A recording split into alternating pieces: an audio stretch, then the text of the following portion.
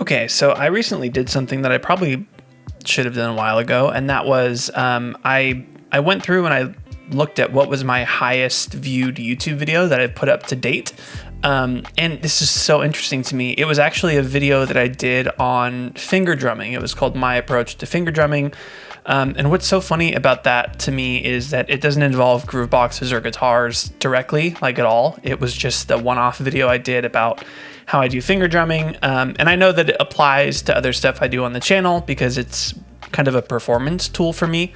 But I figured since there was so much interest in it, might be worth revisiting it, and this time talking about how I approach finger drumming on the MPC specifically, because it's a little bit different. When I did that video, it was using a plugin, Addictive Drums.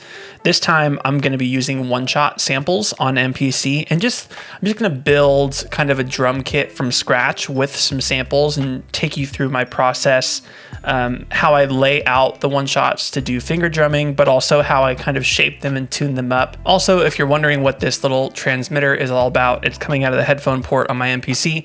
That is a wireless headphone transmitter that's transmitting to these headphones right here from a company called One Audio, and these are called the Studio Max One headphones. They're wireless headphones. They pair with this transmitter, and it's crazy because there's almost no latency, which is pretty wild for wireless headphones. They also sound really good. These were sent to me to test out. There's some info in the description of this video. If you want to check these out, please use that link. It really helps the channel.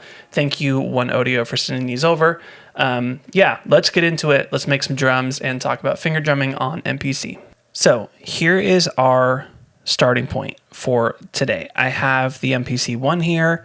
I have a brand new project loaded up, and I have a blank program loaded.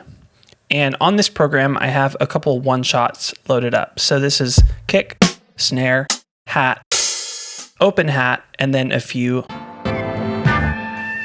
melodic samples that just came stock with MPC that I found in the factory presets.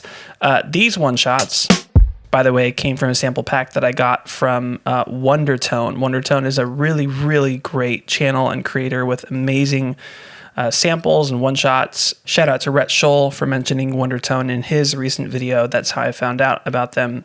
Anyways, so the first thing we'll talk about here is the layout that I have. So typically, traditionally on a 16-pad controller, your layout would be kick, snare, hats, so on and so forth, and your drums kind of line up going this way up the 16 pads, and you play grooves using these fingers right here on kick, snare, hats. The way that I like to do it is to kind of turn the whole thing sideways, so your kick is here, your snare is here, and your hat is here. And the reason that I do that is because it then allows me to play grooves one-handed.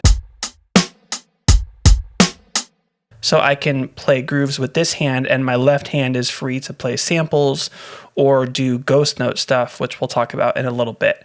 But I haven't done anything to these one-shots. And before we talk about techniques for finger drumming, let's kind of shape these sounds a little bit to make them a little more realistic and to kind of make them the way that I prefer them. Before we do any shaping at all, the first thing that we want to do is we want to edit our mute groups. So we're going to go into Program Edit, and we're going to make sure our first mute group includes this hat and this open hat. You might know these as choke groups, but basically what it means is that one sample chokes or mutes the other sample. So if you're doing an open hat, they're not going to overlap each other because, you know, if you're thinking about how a real drum set works, you can't play open and closed hat at the same time. You get it. The other thing we're going to do is we're going to add all of our samples to mute group 2. That way I can play these samples much more rhythmically, and it's not going to create this kind of jumbled mess. And already we're kind of getting that fluid setup. But I want to shape these sounds a little bit more. So let's go back into Program Edit. I spend a lot of time in envelopes when I'm shaping my drums, particularly an amp envelope and filter envelope, because I want to create a lot of space in this kit. And a lot of times one shots are really long, they have reverb on them, or they have just a massive frequency range. And the way that I like to mix is I like everything to kind of fit in its own place in my song and not overlap too much in frequency or in amplitude. So let's go through and kind of shape these up. So this kick sound, I'm hearing it has a little bit of reverb and a little bit of tail. Typically what I'll do is I'll turn on the ADHS envelope and I'll turn the sustain all the way down. So we have just a very, very short kick to work with. And then I turn the decay up. It doesn't cut off the sound really abruptly. It's kind of like a fade out into the decay. So I think let's leave it around 70. That sounds good to me. While we're here, let's go ahead and shape up the snare. Same thing, ADHS, turn the sustain all the way down. Oops. And then let's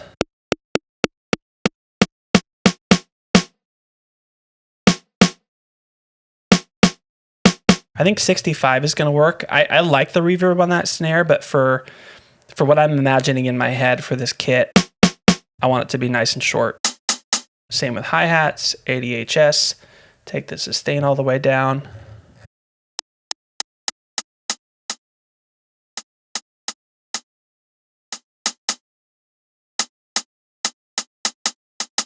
I think 56 is going to be about it. And then obviously we don't want to adjust the ADHS on this because we want that to stay open for as long as we need it to. Let's move on to filter envelope now. I can control my filter with my Q-links here. So for my kick, we're going to put a low pass on it, and I'm just going to move the cutoff until I feel like it has lost enough high end but still has a nice punch and attack.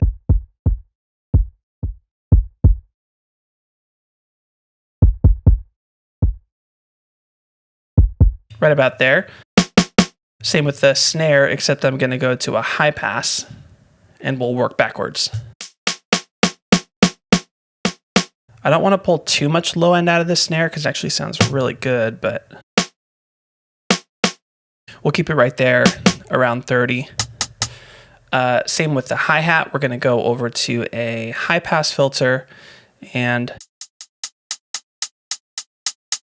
actually I don't really want any low end whatsoever in my hi-hat, so that's fine. We need to do the same thing with this open hi-hat so that it matches. Was at 90. And then one more thing I'm going to do, sometimes I do this with my hi-hat. If there's a lot of attack, I'll just pull the attack out a little bit here.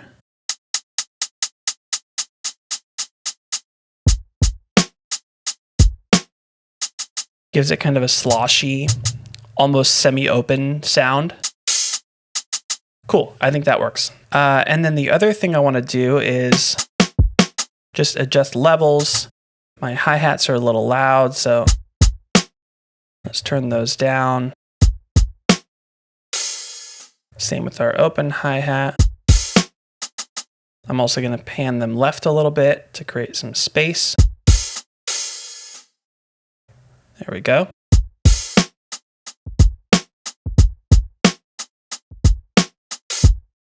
Okay, that's sounding pretty glued together.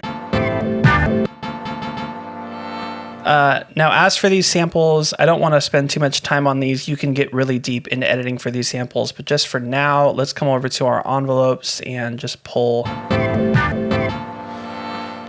We're just going to pull a bunch of low end out of these so they don't really muddy up the mix.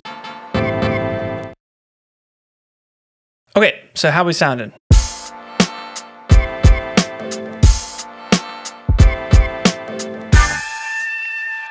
All right, we are getting there. So here's where things get a little crazy. So what I do from this point is, in order to be able to play ghost notes and do fills and all that kind of stuff, I take these three right here, kick, snare, hat, and I duplicate them onto these empty pads. How you can do that on MPC is just choose the pad you want, hit the little pencil button, and then you go to copy pads. So I'm going to go from A4, what is that, to A3, do it. There we are. And then I'm going to do the same thing for these other two for snare and hi-hat. Copy pads to, what is this? Pad 7, do it. And same with my hi-hats, pad 12 to pad 11, do it. Okay, so now I've got my kind of kick snare hat duplicated here. And then I'm not going to duplicate my open hi-hat. What I typically do here is I will load a crash or something like a ride, a cymbal of some kind. So let me just find one really quick. Okay, perfect. So the reason that I duplicate kick snare hat is because then with my left hand, I can do ghost notes and fills, right?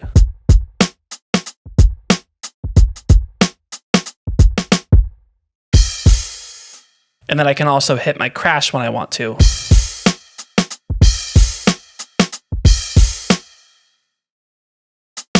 To take it even a step further and to make it sound a little bit more like a realistic kit, I can also shape these sounds so that they behave a little bit more like ghost notes. So let me show you what I mean here. Let's go into envelope and we'll start with snare. So if you think of a snare drum, when you smack it with a stick, you're going to have a little bit more decay. When you hit it really softly with the stick, like when you do a ghost note, there's going to be less decay, a little less attack, and maybe even a change in pitch. So that's what I like to try and replicate here. If I turn the decay down,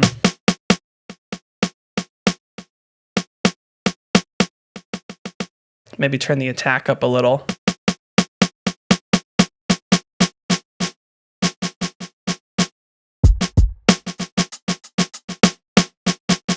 And then also turn the level down. So if I go to global, turn the level down. That's starting to sound a little bit more like an actual ghost note.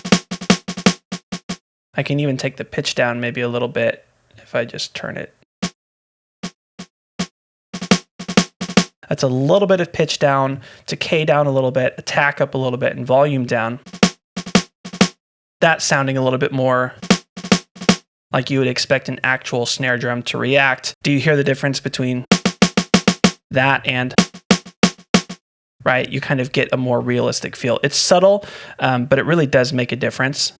You can do the same thing with your other drums. So if we go to kick, I'm going to take this decay down just a little bit. We're going to turn the level down. I'm going to take the pitch down a little bit with the hi-hat too.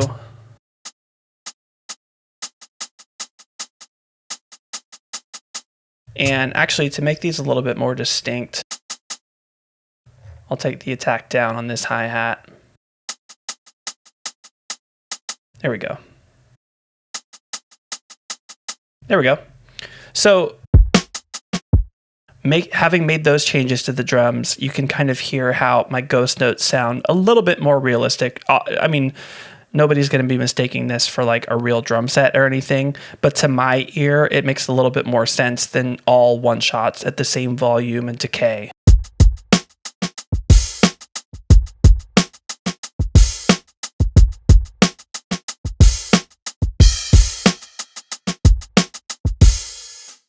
And we're well on our way. So let's pause here to talk a little bit about the technique itself. So like I said, my right hand is always holding down my main groove.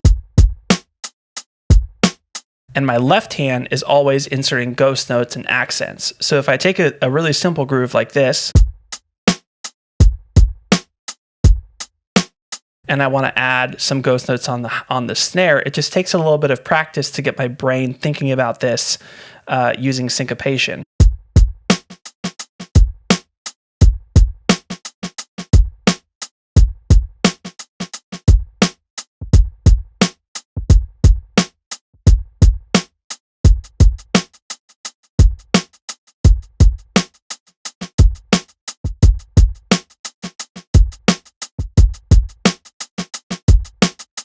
It takes a little bit of practice, but I promise that once it starts to click in your head, it becomes really, really useful to think of a 16-pad controller this way. To take it a step further and to go on to the next level, you can start utilizing samples. And I'm gonna go ahead and put some effects on our output here just to kind of spice things up a little. Let's go to harmonic and let's put a little bit of Air Flavor Pro just to add some character. Wow, that's too much character. Typically with Air Flavor Pro, what I like to do is take off the high pass and low pass and turn off the timbre. So I still get some like cool vinyl and a little bit of distortion. I'm gonna take intensity down.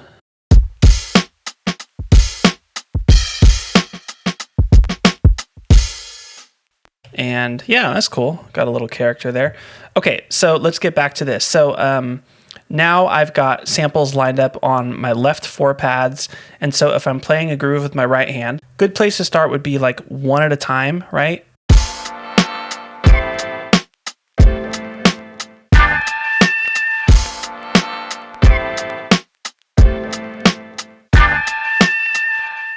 And then you can try maybe some more complex grooves, right?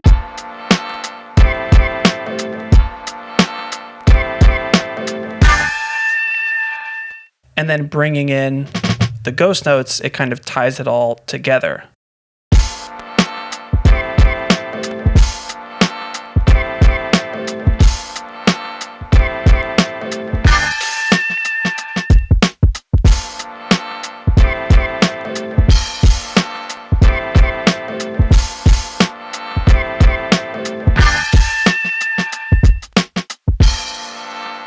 Something kind of like that.